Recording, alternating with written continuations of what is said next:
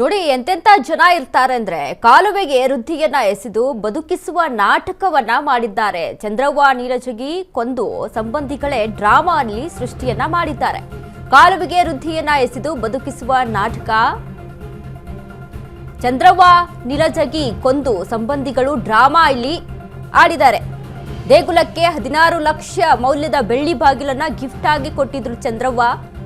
ಜಗದಾಳ ಬಳಿಯ ಘಟಪ್ರಭಾ ಕಾಲುವೆಗೆ ಎಸೆದು ಹತ್ಯೆಯನ್ನ ಮಾಡುವುದಕ್ಕೆ ಬಾಗಲಕೋಟೆ ಜಿಲ್ಲೆ ರಬಕವಿಬನಹಟ್ಟಿಯ ತಾಲೂಕು ಜಗದಾಳ. ಆಸ್ತಿಗಾಗಿ ಅಜ್ಜಿಯ ಅಣ್ಣನ ಮಕ್ಕಳಿಂದಲೇ ಮರ್ಡರ್. ಕಾಲುವೆಗೆ ವೃದ್ಧಿಯನ್ನ ಎಸೆದು ಬದುಕಿಸುವ ನಾಟಕವನ್ನ ಮಾಡಿದ್ದಾರೆ. ಜೀವ ಉಳಿಸುವಂತೆ ಆಸ್ಪತ್ರೆಗೆ ದಾಖಲಿಸುವ ಡ್ರಾಮಾ ಕೂಡ ಇಲ್ಲಿ ವ್ಯಕ್ತವಾಗಿದೆ. ಅವಸರದಲ್ಲಿಯೇ ಅಂತ್ಯ ಸಂಸ್ಕಾರ ಮಾಡಲು ಸಿದ್ಧತೆಯನ್ನ ಸಹಿತ ಅಜ್ಜಿ ಶವದ ಎದುರು ಕಣ್ಣೀರು ಹಾಕಿದ್ದ ಸಂಬಂಧಿಕರು. ಸ್ಥಳೀಯರಿಗೆ ಸಂಶಯ ಬಂದು ಪೊಲೀಸರಿಗೆ ಮಾಹಿತಿಯನ್ನ ಕೊಟ್ಟಿದ್ದಾರೆ. 11 ಎಕರೆ ಆಸ್ತಿ ವಿವಾದ ಸಂಬಂಧ ಕುಟುಂಬದ ವಿವಾದ ಅಲ್ಲಿ ನಡೆದಿತ್ತು. ಅಜ್ಜಿಯ ಅಣ್ಣನ ಮಕ್ಕಳು ಮತ್ತು ಅಜ್ಜಿ ಮಧ್ಯೆ ಆಸ್ತಿಯ ಕಲಹ ನಡೆದಿತ್ತು. ಬನಹಟ್ಟಿ ಪೊಲೀಸರು ತನಿಖೆ ವೇಳೆ ಕಳ್ಳಾಟವನ್ನ ಬಯಲಿಗೆ ಎಸೆದಿದ್ದಾರೆ. ಕಾಲುವೆಗೆ ವೃದ್ಧಿಯನ್ನ ಎಸೆದು ಅಲ್ಲಿ ಬದುಕಿಸುವಂತಹ ಡ್ರಾಮಾವನ್ನ ಮಾಡ್ತಾರೆ ಸಂಬಂಧಿಕರು. ಚಂದ್ರವ್ವ ಎಂಬಂತಹ ಅಜ್ಜಿ 16 ಲಕ್ಷದ ಬಾಗಿಲವನ್ನ ದೇವಸ್ಥಾನಕ್ಕೆ ಕೊಡಿಸಿರ್ತಾರೆ.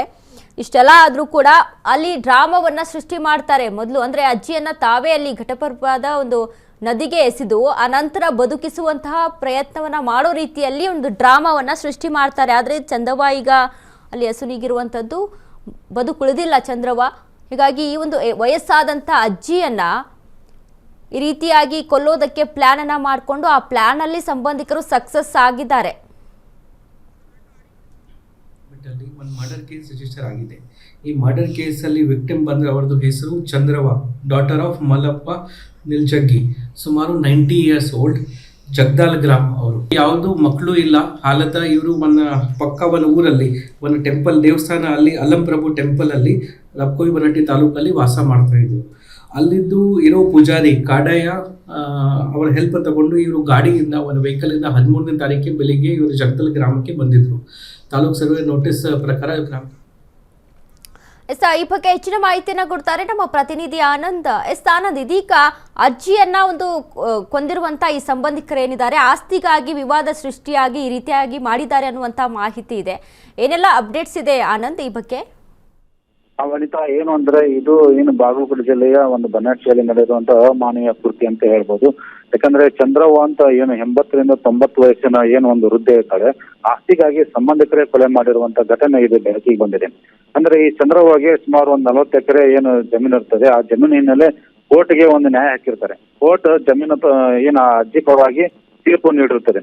ಈ ಹಿನ್ನೆಲೆಯಲ್ಲಿ ಇವರು ಸಂಬಂಧಿಕರು ಇನ್ನೂ 10 ಎಕರೆ ನಮಗೆ ಬೇಕನ್ನೋ ಉದ್ದೇಶದಿಂದ ಅವರನ್ನು ದುಂಬಾಳು ಬಿದ್ದಿರ್ತಾರೆ. ಈ ಬಗ್ಗೆ ಸರ್ವೆ ಅಧಿಕಾರಿಗಳನ್ನು ಕರೆಸಿ ಅವ್ರ ಮುಂದೆ ಒಂದು ಪಂಚನಾಮೆ ಮಾಡಿರ್ತಾರೆ.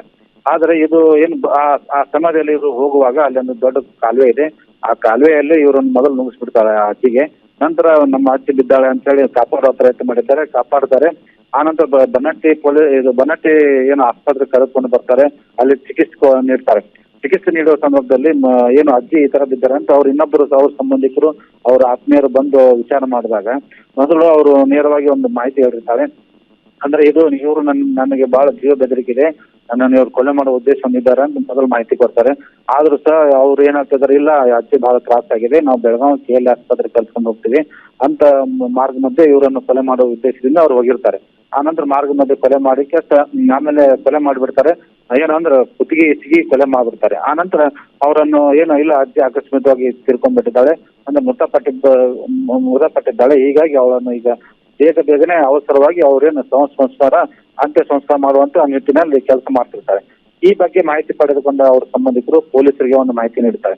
ಅಂದ್ರೆ ಇದು ಕೊಲೆಯ ಆಗಿದೆ, ಇದು ಸಂಶಯ ವ್ಯಕ್ತಪಡುತ್ತೆ ಅಂತಂದಾಗ ಪೊಲೀಸರು ಅಲ್ಲಿ ಎಂಟ್ರಿ ಆದಾಗ ವಿಚಾರಣೆ ಮಾಡಿದಾಗ ಇದು ಎಲ್ಲ ಪ್ರಕರಣ ಬಹಿರಂಗಗೊಂಡಿದೆ. ಮತ್ತೆ ಇನ್ನೊಂದು ಏನಂದ್ರೆ ಅಜ್ಜಿ ಈ ತೇರ್ದಾಳ ಅಂತ ಒಂದು ಅಲ್ಲಮಮ್ಮ ಪ್ರಭು ಮಠ ಇದೆ. ಆ ಮಠಕ್ಕೆ ಸುಮಾರು ಒಂದು 16 ರಿಂದ 20 ಲಕ್ಷ ರೂಪಾಯಿ ಕೊಟ್ಟು ಆ ದ್ವಾರ ಅಂದ್ರೆ ಬೆಳ್ಳಿಯ ದ್ವಾರವನ್ನು ಮಾಡಿಸಿರ್ತಾರೆ. ಹೀಗಾಗಿ ಇದು ಅಜ್ಜಿ ಸಾಕಷ್ಟು ಬೆಳಕಿಗೆ ಬಂದಿರ್ತಾಳೆ ಮತ್ತು ಒಳ್ಳೆ ಕೆಲಸ ಕಾರ್ಯ ಮಾಡಿರ್ತಾರೆ. ಜೊತೆಗೆ ಈಗೇನು 10 ಎಕರೆ ಇದೆ, ಆ 10 ಎಕರೆ ದಾನವಾಗಿ ಅದೇ ಮಠಕ್ಕೆ ನೀಡಬೇಕಂತ ಉದ್ದೇಶ ಹೊಂದಿರ್ತಾರೆ. ಈ ಹಿನ್ನೆಲೆಯಲ್ಲಿ ಎಲ್ಲ ಸೇರಿ ಅದು ಮಾಹಿತಿ ಬಂದಾಗ ಇದಾಗಿದೆ. ಈಗ ಅವರು ವಶಕ್ಕೆ ಪಡೆದುಕೊಂಡ ಪೊಲೀಸರು ತನಿಖೆ ಮಾಡಿದ್ದಾರೆ. ಮುಂದಿನ ಕ್ರಮ ನಡೀತಾ ಇದೆ ವನಿತಾ. ಥ್ಯಾಂಕ್ ಯು ಆನಂದ್ ನಿಮ್ಮೆಲ್ಲ ಮಾಹಿತಿಗೆ.